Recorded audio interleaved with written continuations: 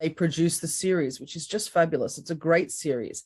And that will give you an insight of how many more modalities there are for healing and how much of the physical body can heal if it's not poisoned anymore because we're toxic. Let's face it, we live in toxic environments. Our food is often toxic. All of those concerns at values level 6 would be happy to campaign for because it's a cause worthy of living. Now, you remember the movie The Secret? It's a beautiful concept, but you weren't told the how to, and you were left with a warm and fuzzy feeling, and eventually it was totally useless because your life didn't change at all. You didn't just sit on the couch meditating and attracting things to you, although it does start within the mind. Now, I happen to know why they left out the how to, and it's marketing, because they wanted to bring people to their trainings. Fair enough, they have to run a business. If you're not doing 5, you'll say, well, that's unfair. But if you are doing doing 5, you'll say, well, they run a training business. Of course, they want to teach people the skills in the trainings. That's understandable.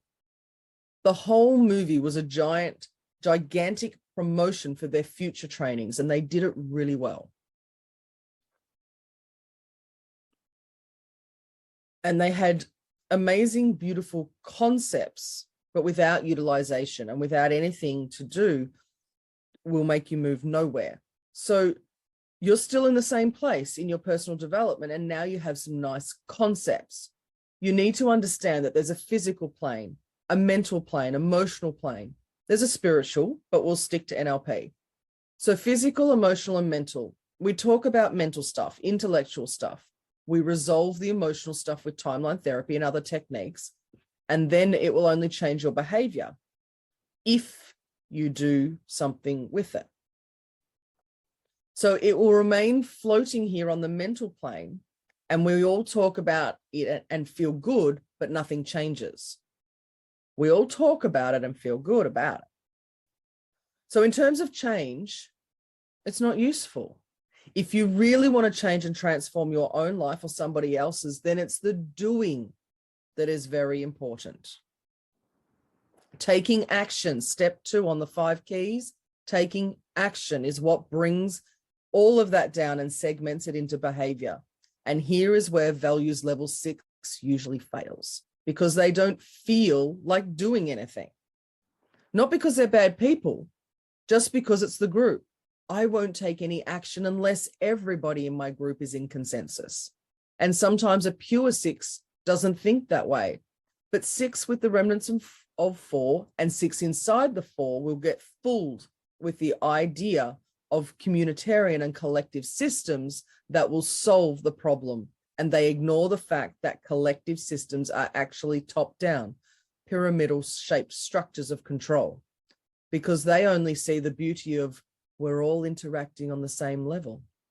They get confused with the 4-6. So eventually, if we are to progress, we need to stop this flip-flopping, either me or others. And it has to be an interrelated society. And that's what will happen by values level 8, in which we know it's not even an issue. Each person knows that they could act as individuals, but they choose together because the biggest picture is, I'll be better off if everyone's better off. But you cannot introduce that by force. So you cannot push it on me. You have to grow people to that level. Dr. Graves found that he could show that values level 1 to 7 are distinctly neurological, influenced by environment. He found that he could even point out the place in the brain of the values level, based on the areas of the brain firing off when he was looking at the screen, different words pertaining to different values levels. And he said each new values levels awakens new areas of the brain. Values level 7 is a whole new way of life, a quantum step beyond values level 6. It's as dramatic as the first 6 all in one. According to Dr. Graves, this accounts for why the brain is so large and why the problems we face are solvable if we can all manage to stay alive. The technology we have nowadays makes a hydrogen bomb look like a firecracker. Unbelievable technology development. It's mostly used by the military for space developments. And that's why he said only if we manage to stay alive.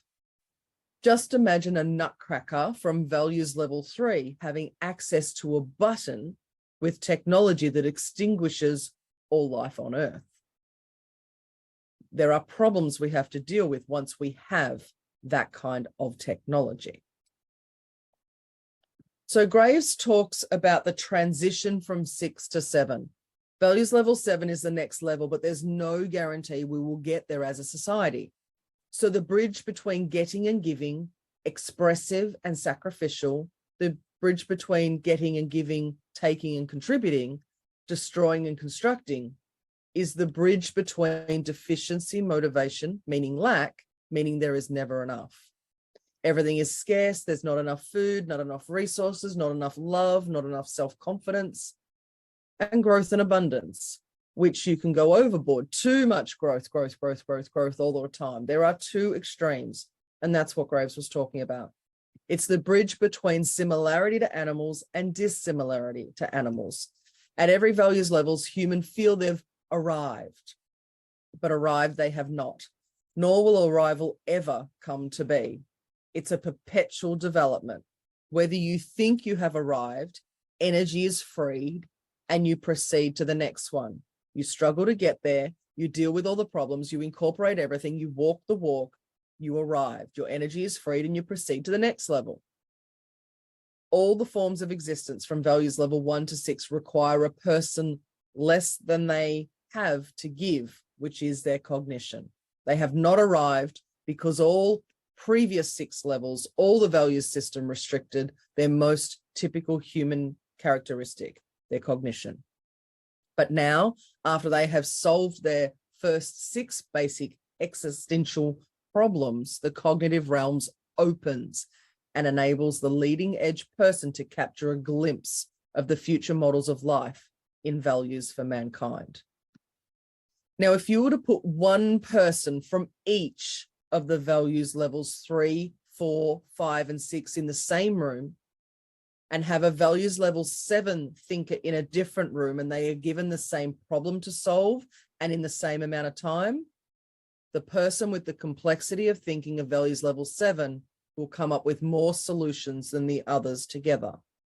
And the only difference was the 7 didn't have a fear of trying. Thinking was not restricted by anything like the other values levels. That was the only difference, not the intelligence, not in IQ.